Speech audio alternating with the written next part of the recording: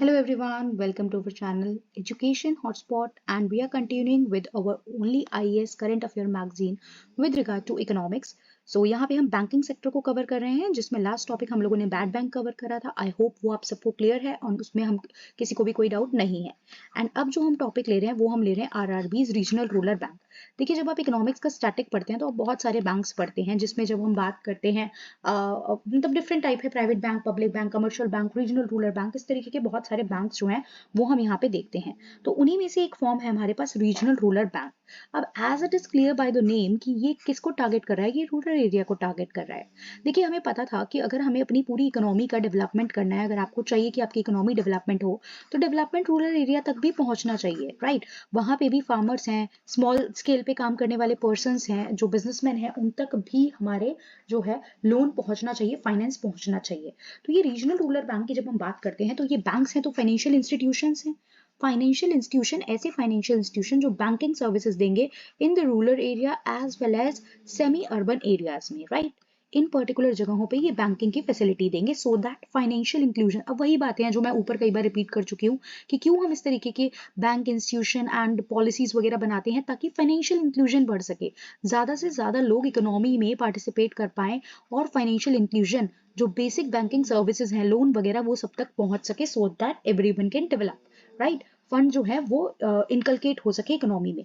अब ये जो रीजनल रूरल बैंक है, इनको स्टैब्लिश किया गया था इन द ईयर 1975 एंड 1990 तक पहुंचते पहुंचते इनका जो नंबर है वो 196 हो गया था। टोटल 196 रीजनल रूरल बैंक हो गए थे। देखिए, 1975 में से लाया गया। अब यहाँ पे ये जो स्टैब्लिश किए जाते हैं ना, ये ज्वाइंटली ओन्ड होते हैं by the central government as well as by the state government. ये न्यूज में क्यों है, इस पे अभी हम आ रहे हैं, बट मैं आपको एक बैकग्राउंड बता दूं पहले। तो ये central government and state government दोनों यहाँ पे ओन करती हैं। एंड 1975 में इसको स्टैब्लिश किया गया फर्स्ट। 1990 तक पहुंचते पहुंचते टोटल 196 हम लोगों के क्या हो गए थे, 196 आरआरबी हो गए थे। बट धीरे धीरे क्या देखा जाने लगा, ये देखा जाने लगा कि आरआरबीज जो हैं वो रेगुलर लॉस में जा रहे थे। जो रीजनल रूरल बैंक थे, देखिए, रीजनल रूरल बैंक का काम क्या था, ये आपको पता है ना, कि आप रूरल और सेमी अर्बन एरियाज में लोन प्रोवाइड करने का काम करेंगे, वीकर सेक्शन ऑफ सोसाइटी का काम करेंगे, कंसेशनल इंटरेस्ट रेट पे देंगे। तो वेरी ऑब्वियसली जब आप वेलफेयर के लिए काम कर रहे हो, when you are working for the welfare purpose, आप रिच एंड वेल्दी पीपल को तो लोन दे नहीं सकते हो, इंटरेस्ट रेट ज्यादा चार्ज कर नहीं सकते हो। तो यहाँ पे ये देखा गया कि ये बहुत ज्यादा लॉस में जा रहे हैं।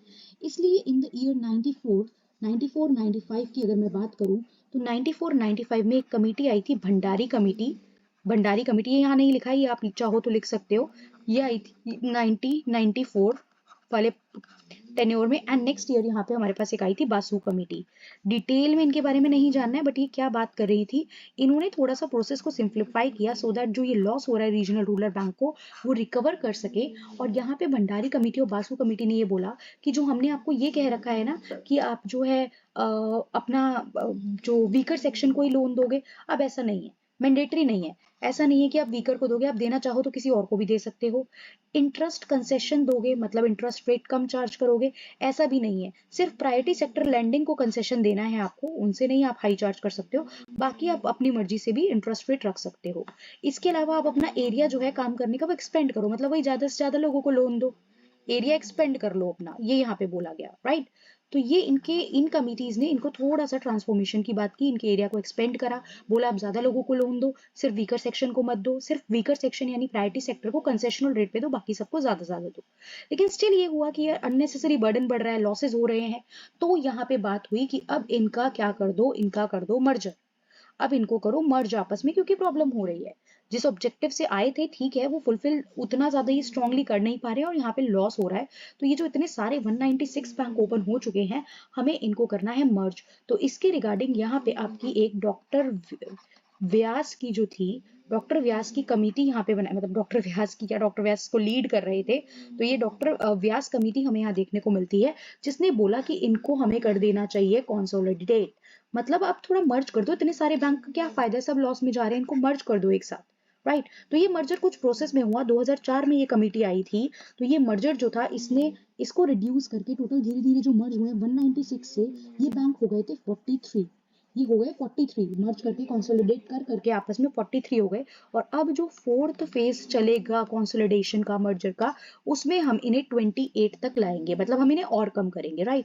तो यही बात चल रही है कि अब इनका नंबर 43 से 28 करना है। तो ये क्या होते हैं आपको समझ में आ गया, क्यों न्यूज में है ये आपको समझ में आ गया, राइट। तो गवर्नमेंट का जो ये प्लान है कंसोलिडेशन का, वो रिलेट करता है वन स्टेट वन आरआरबी गोल, मतलब एक मेजर हम आरआरबी रखें जो पूरे इस स्ट्रक्चर को ओवरऑल रेगुलेट करके चले। 12 स्टेट की बात करें जिसमें आंध्र, बिहार, गुजरात, कर्नाटक, वेस्ट बंगाल जो है, इनमें एक से ज्यादा आरआरबी है, राइट। लेकिन हम बात करें एक स्टेट में एक ही आरआरबी रखते हैं, हर स्टेट में अलग अलग बहुत सारे आरआरबी का कोई मतलब नहीं रह जाता है। तो वन स्टेट वन आरआरबी गोल को रखते हुए हम 28 नंबर पे लाने की बात कर रहे हैं। कुछ स्टेट अभी भी ऐसे हैं जिनमें क्या है, 2 आरआरबीज हैं, तो हम उनको कम करेंगे, मर्ज करेंगे, ताकि ये प्रॉब्लम हमें ना देखने को मिले। ये मैंने अभी आपको बताया, व्यास कमेटी के बेसिस पे हम इस कंसोलिडेशन पे वर्क करें। अगर पूछा जाए व्यास कमेटी किसके रिगार्डिंग है, किससे रिलेट करती है, 3-4 ऑप्शन होंगे, उसमें आपको एक ऑप्शन मिलेगा with regard to consolidation of the RRBs. तो सीधा आंसर आपके माइंड में आ जाना चाहिए, right. Consolidation of the RRBs के रिगार्डिंग ये व्यास कमेटी है। फेज की बात करें 2004-5 में हमने 196 से 43 कर दिया था नंबर, राइट। 2-3 फेजेस में आप इस मर्जर को कर रहे थे, और अब जो फोर्थ कंसोलिडेशन फेज है उसमें हम इस नंबर को 28 तक लेके आएंगे। आई होप क्लियर हो रहा है, कोई कंफ्यूजन नहीं है इसमें। इससे क्या होगा, जो एक्स्ट्रा एक्सपेंस लगते हैं, बैंक आप सेटअप कर रहे हो तो बैंक के डेली बेसिस के खर्चे भी तो होते हैं, और एक बैंक, एक बिल्डिंग आपने खड़ी कर रखी है, जो सेटअप कर रखा है, उसके एक्सपेंस भी होते हैं।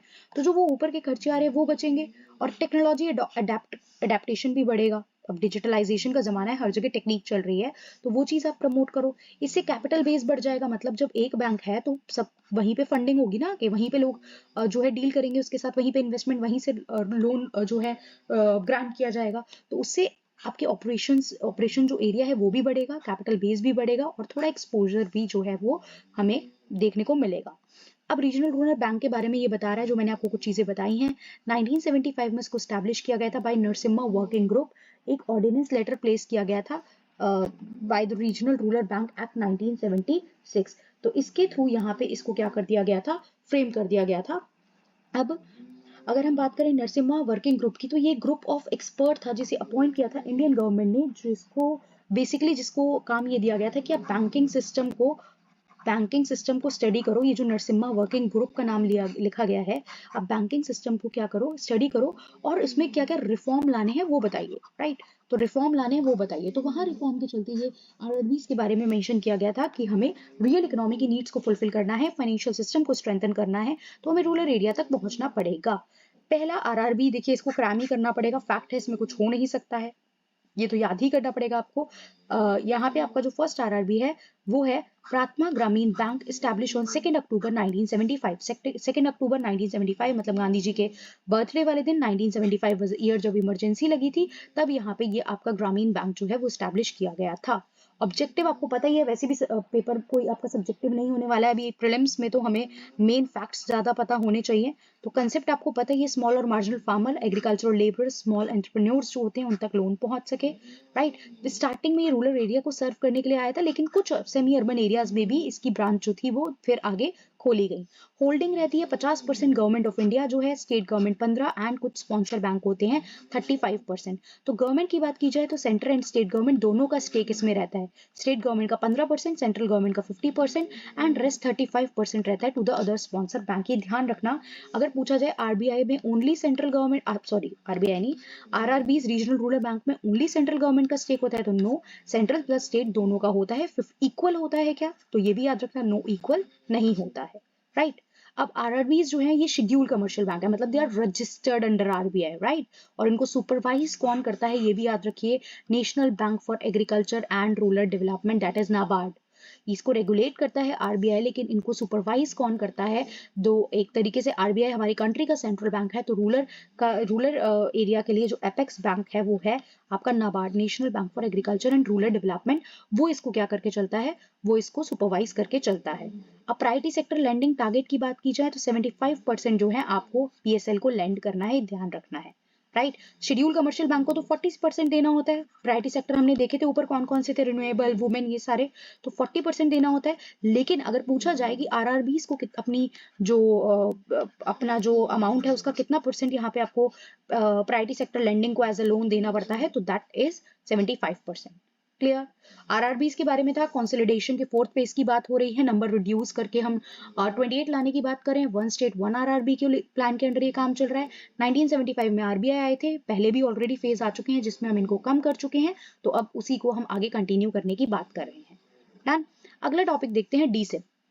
डीसिप है डोमेस्टिक सिस्टमिकली इंपॉर्टेंट बैंक्स। देखिए डोमेस्टिकली सिस्टमिकली इंपॉर्टेंट जो बैंक होते हैं वो कौन से बैंक हैं, यहाँ पे आपको ये देख के चलना है।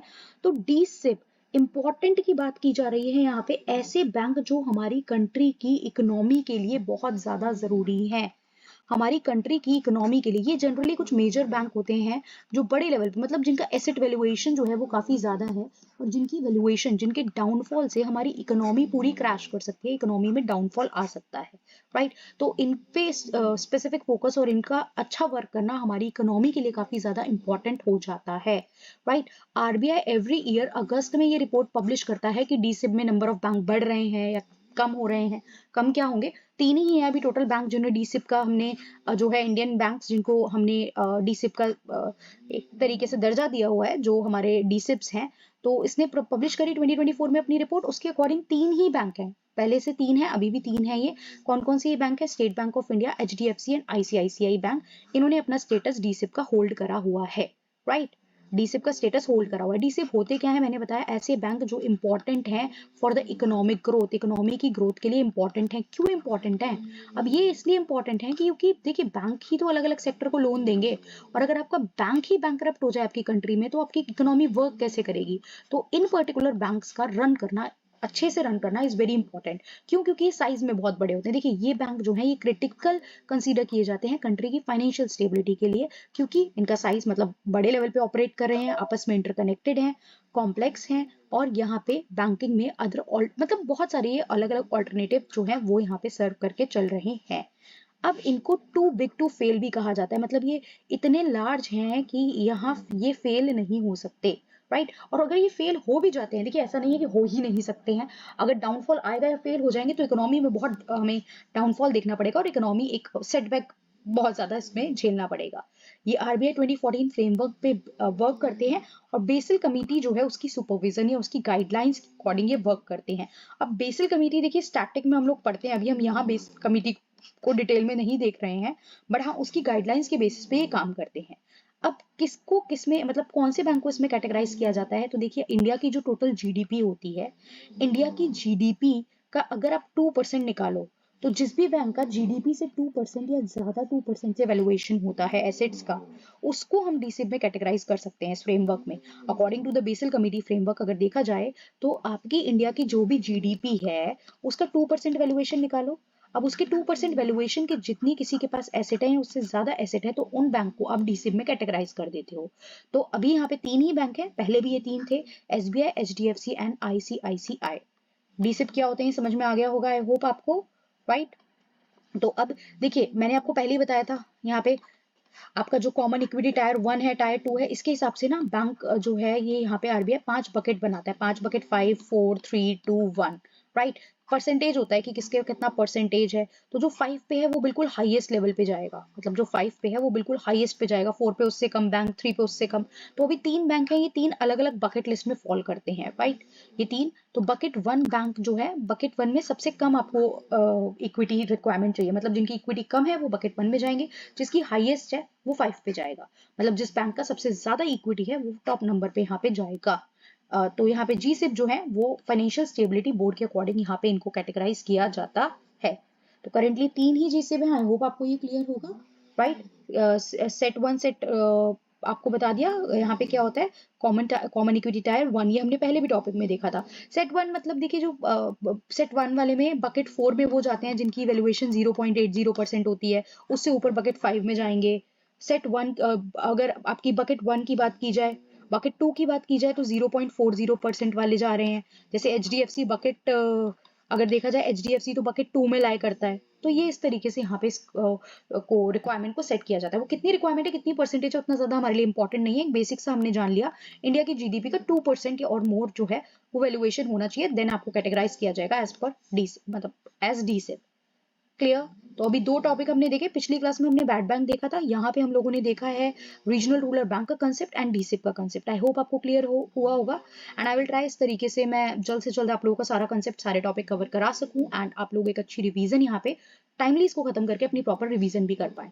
So that's all for this video. अगर वीडियो पसंद आ रही है तो एक्चुअली में लाइक कीजिए, कमेंट करके इन्फॉर्म कीजिए सो दैट मैं और मोटिवेट हूँ और जल्द से जल्द आप लोगों को सारा कंटेंट जो है इसके रिगार्डिंग वो प्रोवाइड करा सकूँ और अदर मैगजीन के रिगार्डिंग भी हम लोग अपना वर्क स्टार्ट कर सकें। So that's all. Thank you everyone. See you in the next video.